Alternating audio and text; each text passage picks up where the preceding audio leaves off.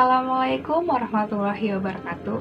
Halo semua, perkenalkan nama saya Zulfa Safira Firdausi dengan NIM 11076200092, kelas A, Prodi Pendidikan Guru Sekolah Dasar, Universitas Negeri Jakarta. Pada video kali ini, saya akan membahas sejarah dari salah satu kurikulum yang pernah digunakan di Indonesia. Ada yang tahu kurikulum apa yang akan dibahas kali ini? Cluenya yaitu kurikulum ini merupakan kurikulum pertama yang berada di Indonesia. Kira-kira apa ya? Yap, benar. Kurikulum 1947 atau Rencana Pelajaran 1947. Video kali ini dibuat untuk memenuhi ujian akhir semester pada mata kuliah Pengembangan Kurikulum SD dengan dosen pengampu Dr. Otip Satibi Hidayat, MPD. Kurikulum 1947 merupakan kurikulum pertama yang lahir pada masa kemerdekaan, yang lebih tepatnya 2 tahun setelah proklamasi kemerdekaan, yang menggunakan istilah Leerplan yang dalam bahasa Belanda berarti rencana pelajaran. Sebenarnya, pendidikan telah diselenggarakan oleh masyarakat dalam lingkup kedaerahan, baik yang bersifat keagamaan maupun kecakapan hidup atau keterampilan. Saat itu, pendidikan diartikan memberi pengertian dan contoh-contoh. Pendidikan bertujuan pula mengarahkan pengetahuan, memberi pengertian tentang nilai-nilai hidup, nilai-nilai kesusilaan, nilai-nilai keindahan, dan ketuhanan. Pendidikan yang mulanya bersifat kedaerahan tersebut pada akhirnya berkembang menjadi sebuah sistem pendidikan yang berlaku sama secara umum karena Belanda mengenalkan sistem pendidikan formal dalam bentuk sekolah. Sehingga melalui sekolah ini dikenal adanya materi pelajaran yang dipelajari, jenjang kelas, sistem penilaian, dan lain sebagainya. Pendirian sekolah oleh Belanda berlangsung pada tahun 1600-an.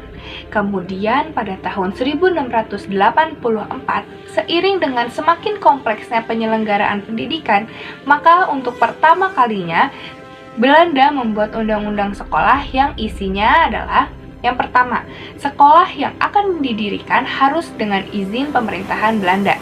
Yang kedua, jam sekolah berlangsung pada pukul 8 hingga pukul 11 atau pukul 14 hingga pukul 17. Yang ketiga, pelajaran campuran murid laki-laki dan perempuan itu dilarang. Dan yang keempat, hari libur dan uang sekolah diatur oleh pemerintah. Dan yang terakhir, yang kelima, itu sekolah-sekolah harus dipantau 2 kali dalam setahun. Ciri khas dari sistem pendidikan Belanda yaitu adanya pembedaan sekolah antara rakyat pribumi dengan anak-anak bangsawan dan anak-anak Belanda. Sistem sekolah Belanda tersebut terus berlangsung selama pemerintahan Belanda, hingga akhirnya Belanda kalah dari sekutu. Akibat dari kekalahan tersebut, Indonesia dikuasai oleh Jepang. Maka berubahlah sistem pendidikan yang diselenggarakan.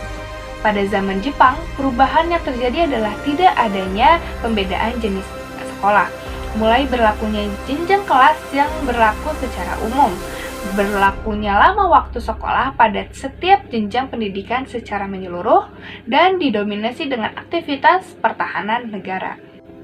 Melalui sejarah penyelenggaraan sistem pendidikan yang memiliki berbagai corak tersebut, maka ketika telah merdeka, Indonesia mulai menata sistem pendidikannya yang pada saat itu berada di bawah kendali Suryadi Suryaningrat yang menjabat sebagai Menteri Pengajaran dan menyusun kurikulum 1947. Karena pendidikan Belanda dan Jepang dinilai penuh dengan kepentingan kolonialis, Rencana Pelajaran 1947 disusun dengan menerapkan asas Pancasila. Proses pembelajaran pada saat itu lebih mengupayakan perkembangan dalam aspek afektif, yaitu watak, kesadaran bernegara, dan bermasyarakat, dibandingkan dengan aspek kognitif dan juga psikomotorik. Di dalam kurikulum 1947 hanya memuat 2 hal pokok, yaitu daftar mata pelajaran beserta jam pengajaran. Yang kedua yaitu garis-garis besar pengajarannya. Materinya berhubungan dengan kejadian dalam kehidupan sehari-hari dan perhatiannya kepada kesenian dan juga pendidikan jasmani.